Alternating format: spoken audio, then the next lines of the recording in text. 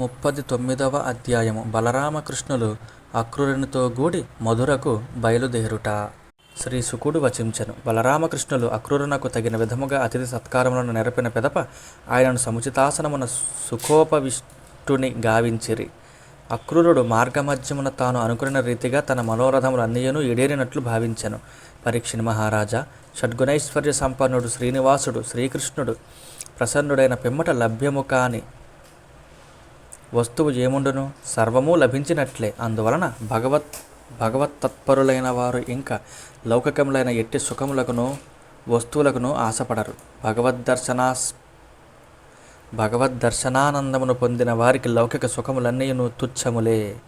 దేవకీ సుతుడైన శ్రీకృష్ణ భగవానుడు సాయంకాల భోజనము చేసిన తరువాత అక్రూరుని చేరి కంసుడు తనకు దగ్గరి బంధువులైన వసుదేవాదుల ఎడ ఎట్లు ప్రవర్తించుచున్నాడు, ఇంకను అతడు ఏమి చేయగోరుచున్నాడు మొదలగు విషయములను గూర్చి ఇట్లు ప్రశ్నించెను. శ్రీ భగవానుడు నుడివెను. నాయన, మీ హృదయము పవిత్రమైనది. మీ ప్రయాణము సుఖముగా జరిగినదా? మీకు మా హృదయపూర్వక స్వాగతము. మీరందరూ క్షేమమే కదా?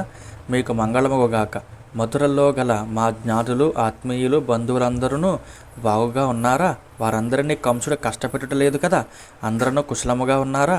కంసుడు బంధుత్వమును బట్టి మాకు మేనమామయే అయినను అతనెన్నడును మా క్షేమమును కోరినవాడు గాడు.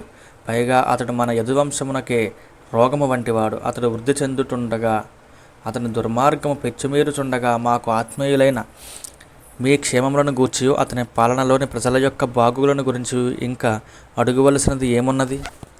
పూజ్యులైన మా తల్లిదండ్రులకు దేవకీ వసుదేవులు ఇడుముల పాలగుట, వారి కుమారులు మా సోదరులు కంసుని చేతిలో మృత్యుముఖమున చేరుట, అంతేగాక వారు చెరసాలలో బంధింపబడుట మున్నగునవన్నీయును నా కారణముగానే సంభవించినవి గదా. ఇవి అన్నీయును కడు శోచనీయములు. ఉత్తమ స్వభావము గల అక్రూర, ఆత్మీయులైన మన బంధువుల దర్శనము కొరకు ఎప్పటి నుండియో నేను తపన పడుచుంటిని. నా అదృష్టము కొలది నేడు నీ ఆగమనముతో ఆ కోరిక నెరవేరినది. ఇంతకును నీ రాకకు కారణమేమో వివరింపుము. శ్రీ శుకుడు ఇట్లు పలికెను. శ్రీకృష్ణ పరమాత్మ అడిగిన విషయములన్నింటినీ వివరించుచు అక్రూరుడు యదువంశజుల ఎడ కంసుడు వైరము పూనియున్న విషయములను దేవకీ వసుదేవులకును వధించుటకై అతడు ఉద్యమించిన తీరుతనులను గూర్చి విపులముగా తెలిపాను. సందర్భానుసారముగా దేవకీ వసుదేవులకు కుమారుడుగా శ్రీకృష్ణుడు జన్మించిన విషయములను గూర్చి నారదుడు కంసునకు తెలుపుటను, కంసుడు తనను శ్రీకృష్ణ ప్రభువు కడకు దూతగా పంపుచు అతడు ధనుర్యాగ నెపముతో తనకు ఇచ్చిన సందేశమును అక్రూరుడు కృష్ణ పరమాత్మకు వివరముగా తెలిపాను. శత్రువీరులను పరిమార్చుటలో సమర్థుడైన శ్రీకృష్ణుడును బలరాముడును అక్రూరుని వచనములను వినిన పిమ్మట దరహాసమనొచ్చుచు తమ తండ్రియగు నందునకు ధనుర్యాగ నిమిత్తముగా కంసుడు పంపిన ఆదేశమును తెలిపిరి. అంతట నందుడు తోడి గోపాలులను ఇట్లు ఆదేశించెను. మిత్రులారా, వెంటనే ఆవు పాలను, పెరుగులను, వెన్నలను, నేతులను సమృద్ధిగా ఒకచోట సమకూర్చుడు. కానుకలుగా సమర్పించుటకై ఉత్తమ వస్తువులను తీసుకొనుడు. వాటిని అన్నింటినీ ఎద్దుల బండ్లపై చేర్చుడు. రేపు ప్రాతకాలముననే మధురా నగరమునకు బయలుదేరుదము. పాలు మొదలగు వస్తువులను, కానుకలను, కప్పములను అన్నింటినీ కంసప్రభువునకు సమర్పింతము. అతడ ఒక మహోత్సవం జరగబోచున్నదట. దానిని దర్శించుటకై దేశ ప్రజలందరూ రానున్నారట. మనము కూడా అతడికి వెళ్ళి ఆ ఉత్సవములను కనులారా దర్శింతుము అని ఈ విధముగా నందగోపుడు గ్రామ రక్షకుల ద్వారా గోకులమున చాటింపజేసెను. అక్రూరుడు బలరామకృష్ణులను మధురాపురమునకు తీసుకుని వెళ్ళుటకై వచ్చిన విషయమును తదితర వార్తలను విన్నంతనే గోపికలు మిగుల వ్యాకులపాటునకు లోనైరి. ఆ వార్తలు చెవి సోకినంతనే కొంతమంది గోపికల హృదయములు మిక్కిలి పరితపింపసాగాను. ఆ తాపముల ప్రభావమున వారి నిట్టూర్పులు వేడెక్కెను. ఆ వేడి నిట్టూర్పుల కారణముగా వారి ముఖములు వాడిపోయి వెలవెలబారెను. కొందరు గోపికలు తాము ధరించిన బొస్టు వస్త్రములు, హస్తకంకణములు, దిద్ది తీర్చుకొనిన కొప్పు ముడులు జారిపోచున్నను గమనింపలేనంతగా దిగులు పడసాగిరి. మరికొందరు గోపికలు శ్రీకృష్ణుని ధ్యాసలో మునిగిపోయినందున వారి ఇంద్రియ వ్యాపారములన్నీయును ఆగిపోయినట్లయ్యను. ఆత్మసాక్షాత్కరమును పొందిన యోగారూఢులకు వలె వారికి తమ శరీరములపై గాని ఈ బాహ్య లోకము మీద గాని ధ్యాసయే లేకుండెను. వారి మనస్సులలో శ్రీకృష్ణ పరమాత్మ స్వరూపమే మెదలుచుండెను. వారి హృదయములను దోచుకుని శ్రీకృష్ణుని ప్రేమానురాగములు మరిమరి మురిపించడి చిరునవ్వుల కాంతులు మధురిముల నొలికెడి చిత్ర విచిత్రములైన వచనములను పదే పదే గుర్తునకు వచ్చుచూ వారిని సమ్మోహపరచుచుండెను. అప్పుడు శ్రీకృష్ణునితో ఎడబాటు కలుగునేమో అని భావనతో భీతిల్లుచు విహ్వలైన గోపికలు ఆ స్వామి యొక్క మిగులు అందమైన నడకలను, తమను మైమరపించిన రాసక్రీడాది చేష్టలను, ముగ్ధ మనోహరములైన దరహాసములను, ఆకర్షణీయములైన చూపులను, దిగులును దూరము చేసే నర్మ వచనములను, సరసాలాపములను, అద్భుతములైన లీలలను, వేడుకలను ప్రతిక్షణము స్మరించుకొనుచు శ్రీకృష్ణునే తమ చిత్తములయందు నిలుపుకొనిన వారై గుంపులు గుంపులుగా గూడి దుఃఖాస్త్రులను రాల్చుచు ఎంతయో వగచుచు ఇట్లు పలికిరి. అహో విధాత, నీవు ఏమాత్రము దయలేని వాడవు. జగత్తులోని ప్రాణులను సౌహ్రాద్రముతో ప్రేమానురాగములతో కొలుపుచుందువు. వారి ముద్దు ముచ్చటలు తీరకముందే వారిని వేరు చేయుచుందువు. నీ పనులన్నీయును పిల్లల చేష్టల వలె నిష్ప్రయోజకములు. బ్రహ్మయ్య, శ్రీకృష్ణుని సుందర ముఖము నిగనగలాడుచుండెడి నల్లని ముంగురులతోనూ నునుపైన చెక్కిళ్లతోనూ చూడముచ్చట గొలిపిడి నాసికతోనూ తేజరిల్లుచుండును. ఆ స్వామి చిరునవ్వుల కాంతులు ఎంతటి శోకములనైనను పారద్రోలుచుండును. అట్టి ముఖారవిందమును మాచే దర్శింపజేసి ఇప్పుడు మా కనుల నుండి మరుగపరుచుచున్నావు. నీవు చేసేటివన్నీయును ఇట్టి పిచ్చి పనులే. ఇవి ఎంతయో అనుచితములు. నీవు అక్రూరుని పేరుతో వచ్చిన క్రూరుడువు. నీవు సృష్టించిన ప్రకృతి సౌందర్యమునంతయును అత్యంత మనోజ్ఞమైన శ్రీకృష్ణుని ప్రత్యంగమునందును మేము కనులారా దర్శించి ఆనందించుచుంటిమి. కానీ మాకు నీవు ఇచ్చిన నేత్రములను నీవే ఒక మూర్ఖుని వలె హరించివేయుచున్నావు. బహుశా నీ సృష్టి రహస్యము పూర్తిగా మాకు తెలిసిపోయినదను అసూయతో కాబోలు. శ్రీకృష్ణుని మా నుండి వేరు చేసి మమ్మలను అంధులనుగా చేయుచున్నావు. చెలులారా, చూచితిరా, మనపై ఆనందనందనునకు గల ప్రేమానురాగములు అస్థిరములు. మనము ఆయన యొక్క చిరునవ్వుల విలాసములను, క్రీగంటి చూపుల తలుకు వెలుకులను చూచి భ్రాంతిపడి ఆయనపై మరులుగొంటిమి.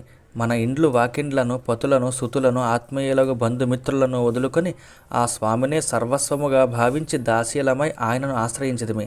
అయ్యో, క్రొత్తవారిపై ప్రేమగల ఆ నందపుత్రుడగు కృష్ణుడు మన వైపు కన్నెత్తి అయినను చూడక మధురానగర భామినులను చేరబోచున్నాడు. సఖులారా, రేపటి ప్రాతకాలము మధురానగర ప్రాంతలకు నిజముగా మిగుల సుఖావహమగును. వారి మనోరథములన్నీయును ఈడేరుట తథ్యము. ఏలయన మన ప్రభువు ఆ పురమున ప్రవేశించినంతనే ఆకర్షణీయమైన ఓరచూపులతోనూ మధుర దరహాసములతోనూ ఒప్పుచుండి ఆయన ముఖారవిందమునందలి మకరందములను తనివిదీర ఆస్వాదించి వారు ధన్యులయ్యెదరు. సతులారా, మన శ్రీకృష్ణుడు సహజముగా ధీరుడే, పైగా గురుజనుల ఆజ్ఞలను మీరనివాడే. అయినప్పటికీ మధురానగర తరుణీమణుల యొక్క తేనెలోలికెడి మంజుల భాషణములకును సిగ్గులతో కూడిన మందహాస విలాసములకును ముగ్ధుడై తప్పక వారి వాడగును. అట్టి స్థితిలో అబలలము, పల్లె పొడుచులము అయిన మన దగ్గరకు ఆ ప్రభువు ఏలవచ్చును? సుదతులారా, ఈ అక్రూరుడు ఏమాత్రము దయలేనివాడు, మిక్కిలి కఠినాత్ముడు. ఇచట మనము శ్రీకృష్ణునకై ఎంతగా పరితపించిపోవచున్నను మనకు ప్రియాతి ప్రియుడైన ఆ స్వామిని ఇతడు దూర తీరములకు తీసుకుని పోవుచున్నాడు. మాట మాత్రముగానైనను ఇతడు మనకు ఊరట గూర్చట లేదు. కనుక అత్యంత క్రూరుడైన ఇతడు అక్రూరుడను పేరునకు ఎంతమాత్రమూ తగడు. గోపికలు ఇట్లు అనుకొనుచుండగానే తెల్లవారెను. శ్రీకృష్ణుడు ప్రయాణ సన్నద్ధుడై రథారూఢుడైయుండెను. అప్పుడు ఆ గోపకాంతలు ఇంకను ఇట్లు సంభాషించుకొనిరి. సుదతులారా, అక్రూరుని విషయం అట్లుంచుడు. శ్రీకృష్ణుడు కూడా అక్రూరుని కంటే తక్కువ తినలేదు. అతనికి వలె ఈ స్వామి మనస్సు కూడా కఠినమైనదే. అందువలననే మన ప్రభువు అప్పుడే రథముపై చేరియున్నాడు. మూర్ఖులైన గోపాలురు కూడా ఆయనను అనుసరించి వెళ్ళుటకే తమ బండ్లను సిద్ధపరుచుకొనుచు త్వరపడుచున్నారు. వృద్ధులు సైతము ఈ విషయమును ఏమాత్రము పట్టించుకొనక మిన్నకున్నారు. దైవమే ప్రతికూలముగా ఉన్నప్పుడు మనము మాత్రము ఏమి చేయగలము? చెలులారా, శ్రీకృష్ణుని సాంగత్యము లేక మనము ఒక్క క్షణకాలమైనను నిలువజాలము. దైవ ప్రాతికూల్యముచే మన మనస్సులన్నీయు పరితాపమునకు లోనై మిగులు దిగాలు పడి ఉన్నవి. కనుక మనమే ఆ మాధవుని కడకు వెళ్ళి ఆ స్వామి ప్రయాణం ఆపుటకు పూనుకొందము. ఇక ఈ కులవృద్ధులు, బంధువులు మనల్ని ఏమి చేయుదురో చూసిదముగాక.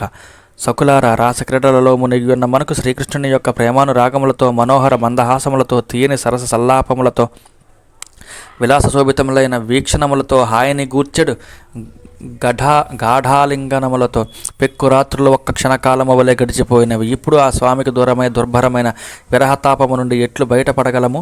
ప్రతిదినము వనమునందు గోవులను మేపుకొని శ్రీకృష్ణుడు బలరామునితోనూ తోడి బాలురతోనూ సమయమున గోకులమునకు చేరుచుండెడివాడు. అప్పుడు ఆయన యొక్క నల్లని ముంగురులు, వనమాలికాది హారములు, ఆవుల గిట్టల తాకిడిచే పైకి లేచిన దుమ్ములచే నిండి వింత వింత శోభలీనుచుండెడివి. ఆ సమయమున ఆ స్వామి తన మురళీగాన మాధుర్యములతో, దరహాస రోచిస్సులతో, వయ్యారపు క్రీగంటి చూపులతో మన మనస్సులను దోచుకొనుచుండుడివాడు. అట్టి ఆ ప్రభువు లేకుండా మనము ఎట్లి బ్రతికి ఉండగలము? శ్రీ శుకుడు పలికెను, పరీక్షిని మహారాజా, ఇంతవరకును గోపికలు ఎవరికి వారే శ్రీకృష్ణుని సుఖస్పర్శతో గాఢాలింగన సుఖములతో మయమరిచిపోవుచుండిరి. అప్పుడు వారి మనస్సులన్నీయును కృష్ణ ప్రేమలో తడిసి ముద్దై ఉండేటివి. ఇప్పుడు ఆ స్వామి తమకు దూరమైపోవచున్నాడన్న భావంతో మిగుల పరితపించుచు సిగ్గును వీడి గోవింద, దామోదర, మాధవ అని కన్నీరు మున్నీరగుచు బిగ్గరగా ఏడ్చుచుండిరి.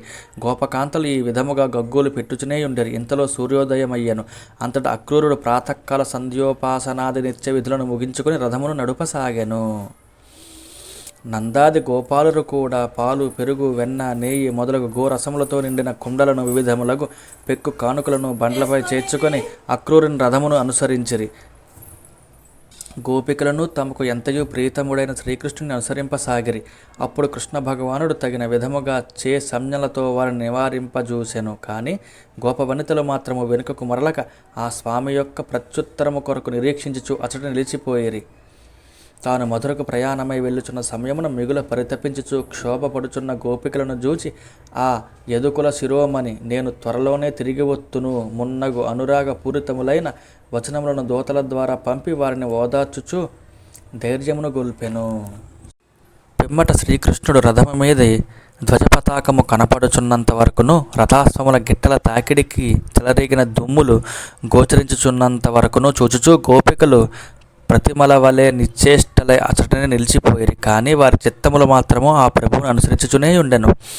శ్రీకృష్ణుడు కొంత దూరము వెళ్ళిన పెదప మరల తిరిగి వచ్చునేమో అను ఆశ వారి మనస్సులలో మెదులుచునే ఉండెను. కానీ ఆ పురుషోత్తముడు తిరిగి రానందున వారు నిరాశతో ఇండ్లకు చేరిరి. అనంతరము వారు ఆ పరమాత్మ లీలలను రాత్రింబవళ్ళు గానము చేయుచు తమ శోకభారమును తగ్గించుకునిరి. పరీక్షిని మహారాజా, కృష్ణ భగవానుడు బలరాముని తోడను అక్రూరుని తోడను గూడి రథముపై వాయు వేగమున సాగిపోవచ్చు పవిత్రమైన కాళింది అంటే యమునా నది తీరమునకు చేరెను. అంతటా బలరామకృష్ణుడు నీల మణికాంతుల వలె స్వచ్ఛములైన ఆ మధుర జలములను ఆచమించి తృప్తిగా సేవించిరి. పిమ్మట వారు తీరమును చేరి చెట్ల నీడలలోనున్న రథముపై ఎక్కిరి. అప్పుడు అక్రూరుడు శత్రుభయమును శంకించి ఆ ఇరువురు సోదరులను సాదరముగా రథమునందు కూర్చుండజేసి వారి ఆజ్ఞతో ఆ నది అందలి బ్రహ్మకొండమునకు చేరెను. అనంతరము అతడు మాధ్యాహ్నిక విధులను ఆచరించుటకై కాళింది సరస్సునందు దిగి ఆ జలములలో స్నానము చేయసాగాను. అతడు సనాతన బ్రహ్మవాచకమైన ఓంకారమును జపించుచు ఆ జలములలో మునిగెను. అప్పుడు రథమునందు చేరియున్న ఆ బలరామకృష్ణులే ఆయనకు ఆ సలిలములయందును కనపడిరి. వసుదేవుని కుమారులైన ఆ బలరామకృష్ణులు రథమునందు ఉన్నారు గదా, ఇచ్చటికి ఎట్లు ఎప్పుడు వచ్చిరి? రథము దిగి ఇచ్చటికి వచ్చినచో వారు అచట ఉండకూడదు కదా అని శంకించుచు నీళ్ళలో నుండి పైకి లేచి చూచెను. కానీ వారు ఎప్పటి వలె రథమునందుండుట అతడు గమనించెను. అప్పుడు అతడు నేను వారిని జలములలో చూచినది నిజము కాకపోవచ్చును, అది నా భ్రమయే ఏమో, అట్లనచో మరల చూచితను అని తర్కించుకొనుచు అతడు నీటిలో మునిగెను. మరల నీళ్లలో అప్పుడు అతడు ఆదిశేషుని దర్శించెను. ఆ సమయమున సిద్ధులు, చారణులు, గంధర్వులు, అసురులు ఆ సర్పరాజును స్తుతించుచుందిరి. ఆ ఆదిశేషుడు 1000 శిరస్సులతో కిరీట శోభితములైన 1000 పడగలతో ఒప్పుచు నీలాంబరము ధరించియుండెను. ఆ స్వామి తామరకాడ వలె తెలుపు వన్నెతో అలరారుచు బంగారు శిఖరములతో వెలసిల్లుచున్న కైలాస పర్వతము వలె విరాజిల్లుచుండెను. ఆ ఆదిశేషుని ఒడిలో శ్రీమన్నారాయణుడు శేషతల్పశాలి అయిన శ్రీ మహావిష్ణువు ఆ అక్రూరునకు దర్శనమిచ్చెను. ఎలా అంటే, బలరామకృష్ణులు పసిబాలురు, కంసుని సేవకులు, మిగుల బలిష్ఠులు అయిన చానూర ముష్టికునులతో వారు ఎట్లు పోరాడగలరు అను శంక అక్రూరుని మనస్సులో మెదులుచుండెను. ఆ శంకను ఆ విషయమును నివారించుటకై ఈసారి అతనికి శ్రీమన్నారాయణుడే స్వయముగా దర్శనమిచ్చెను. దీంతో ఆ శ్రీకృష్ణుడు శ్రీ మహావిష్ణువే అని అక్రూరునకు తెలియవచ్చెను. ఈ విధముగైనను ఆ దేవదేవుని దర్శించిన అక్రూరుని భాగ్యమే భాగ్యము గదా. శ్రీ వీరరాఘవీయ వ్యాఖ్య. ఆ పురుషోత్తముడు మేఘము వల్లే శ్యామసుందరుడై పట్టు పీతాంబరములతో శోభిల్లుచుండెను. ఆ చతుర్భుజుడు శాంత గంభీరుడై తామర పుష్పముల వలె అరుణకాంతులు గల నేత్రములతో వెలుగొందుచుండెను. ఆ పరమపురుషుని వదనము సుందరము, ప్రసన్నము, నవ్వులు చూపులు మిగుల ఆహ్లాదకరములు, ఆయన కనుబొములు నిరుపమానములు. తీరైన ఆ స్వామి నాసిక ఎంతయో దర్శనీయము. కన్నముల కాంతులు, చెక్కిళ్ళ శోభలు అపూర్వములు. ఆ వైకుంఠుని అరుణాధరము పరమ రమణీయము. జానువుల వరకు పొడవైన ఆ మహాత్ముని బాహువులు బలిష్టములు. భుజములు సమున్నతములు. లక్ష్మీదేవికి నివాసమైన ఆ పరమపురుషుని వక్షస్థలము వైభవోపేతము. కంఠము శంఖము వలె రేఖత్రయ శోభితమై వెలసిల్లుచుండెను. నాభి తీరుతెన్నులు గంభీరములు. ఉదరము వలిత్రయోపేతమై పల్లవ సౌందర్యములను విరజిమ్ముచుండెను. కటి ప్రదేశము నిరంతరము నిండైనవి. ఊరుద్వయము కరభము వలె ఏనుగు తొండము వలె చూడముచ్చట గొలుపుచుండెను. మోకాళ్ళు పిక్కలు ఆకర్షణీయములు. చీలమండలు ఉన్నతములు. నఖకాంతులు మనోజ్ఞములు. పద్మముల వలె మనోహరముగానున్న పాదముల వ్రేళ్ళు అంగుష్టములు నవనవోన్మేష కాంతులను వెళ్ళి విరియ జేయుచుండెను. అమూల్యములకు మనులతో పొదగబడిన కిరీట కంకణ భుజకీర్తులు దగదగ మెరయుచుండెను. ఆ పురుషోత్తముని యొక్క కటిసూత్రము, యజ్ఞోపవేతము, హారములు, కాళియందెలు, కుండలములు దివ్యకాంతులతో వెలసిల్లుచుండెను. ఆదిదేవుడు తన చతుర్భుజముల యందు క్రమముగా కమలమును, శంఖమును, చక్రమును, గదను ధరించి తేజరిల్లుచుండెను. ఆ లక్ష్మీపతి యొక్క విశాల వక్షస్థలమందు శ్రీవత్స చిహ్నము కౌస్తుభమని వనమాలికలు దివ్య తేజ శోభితములు. నందుడు, సునందుడు మున్నగు పార్షదులు, సనకసనందనాది మహామునులు, సురప్రముఖులు, బ్రహ్మ రుద్రాది దేవతలు, మరీచ్యాది 9 మంది ద్విజోత్తములు, ప్రహ్లాద నారదాది భాగవతోత్తములు, అష్టవసువులు మొదలగు వారు ఎవరికి వారు నిర్మల చిత్తులై వేదవచనములతో భక్తి పార్యవశ్యమున ఆ శ్రీ మహావిష్ణువును స్తుతించుచుండిరి. లక్ష్మి, పుష్టి, సరస్వతి, కాంతి, కీర్తి, తుష్టి అనగా ఐశ్వర్యము, బలము, జ్ఞానము, శ్రీ, యశము, వైరాగ్యములు అను షడ్వైశ్వర్య రూపశక్తులు. ఇలా అంటే పృథ్వీశక్తి, ఊర్జ అంటే లీలాశక్తి, విద్య, అవిద్య, జీవుల మోక్షమునకు బంధనమునకు కారణములైన బహిరంగ శక్తులు, హలాదిని, సంవిత్తు, అంతరంగ శక్తి, ఇంకను మాయ మొదలగు శక్తులు ఆకృతి దాల్చి ఆ పరమాత్మను సేవించుచుండెను. జై శ్రీహరి. ఇట్లు పరమశోభలతో అలరారుచున్న శ్రీమన్నారాయణుని యొక్క దర్శనమైనంతనే అక్రూరుడు పరమానంద భరితుడయ్యను. భక్తితో పరవశించిపోయెను. ఆ సంతోషములో అతడు పులకితగ్రాత్రుడయ్యను. దివ్యభావ పరిపూర్ణుడైన అతని లోచనములు ఆనందాశ్రులతో నిండెను. అట్టి స్థితిలో అతడు సాహసించి పూనిక వహించి సాష్టాంగముగా నమస్కరించి దోసిలొగ్గి వినమ్రతతో మెల్లగా గద్గద స్వరమున శ్రీహరిని ఇట్లు స్తుతించెను. జై శ్రీహరి.